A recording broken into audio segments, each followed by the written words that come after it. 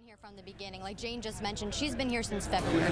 Jodi Arias spent 18 days on the stand during the 4-month trial. She had to get up there, get the jury to believe that she killed Travis Alexander in self-defense. Clearly, it didn't work. Joining me now is Deborah Johnson, a jury consultant with High Stakes Communication. Thank you so much for joining us. You're welcome. So part of your job is to prepare or coach a witness in a case like this. Obviously, the jury did not believe anything that she was saying, so the defense didn't do the kind of job they expected to in preparing her. How difficult is it to coach somebody like Jodi Arias in this situation when she's lied repeatedly before?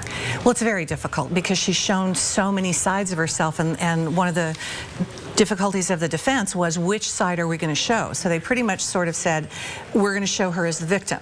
So she needs to be, you know, fragile, frail, small. She needs to speak quietly. She needs to distance herself. Even when she was talking about the gun, she said, oh, it went off. She never said she pulled the trigger. Right. So she was reasonably consistent in that way. It just wasn't believable against this mountain of data, of facts.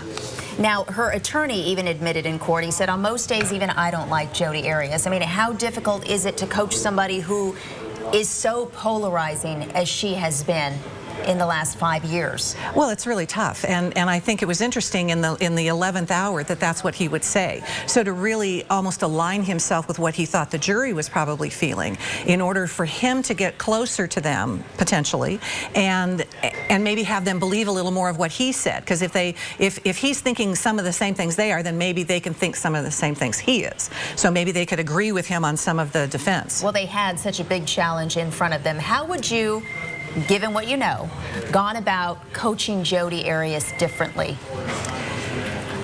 Well, I think again the defense had a pretty straight line where they wanted to go.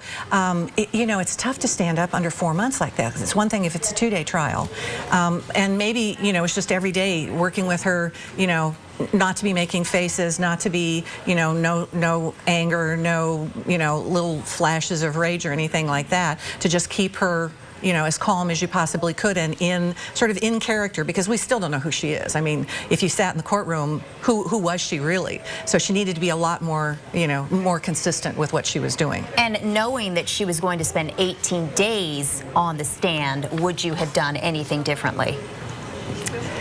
You know, with Jodi, I'm just not sure there's anything you could have done, because, again, I don't think we have a deep understanding of how unbalanced she really is. So with people like that, it's just very, very difficult. You know, she's not a normal person at all. Well, we saw very little reaction from her when that verdict was read. I'm sure you were watching it as well. A slight reaction, but very little. Were you surprised by that?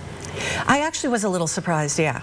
Yeah, that she didn't break down a little more, that she wasn't, you know, a little more lost in the moment. You know, her chin quivered, and she may have been told, she may have been coached to just, you know, don't show anything, don't do anything, just hang in there. I don't know what they did, but she didn't show much like she cared what had happened. Well, and based on your knowledge, do you think that perhaps she was, you know, given her body language, perhaps that she was expecting that kind of result?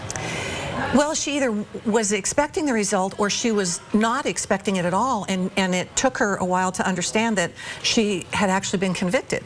Because all along she said, nobody's going to convict me, it's not going to happen. So maybe she was stunned. We don't know. It's really just sort of guessing at this point in time. But yeah, I was surprised that there was so little reaction to her from, this is it. This is the bottom line now. As an expert who's been watching this and following this, were you surprised by the verdict that came down?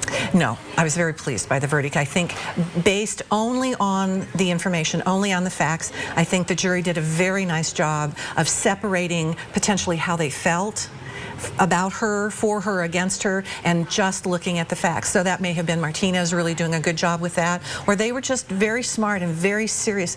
Juries tend to be very serious when they get this kind of a job, and they take it very seriously, and they really want to do the right thing, and so I think that's where they arrived. All right, Deborah Johnson, thank you so much. We appreciate your perspective and your thoughts. You're Thanks. welcome. Scene?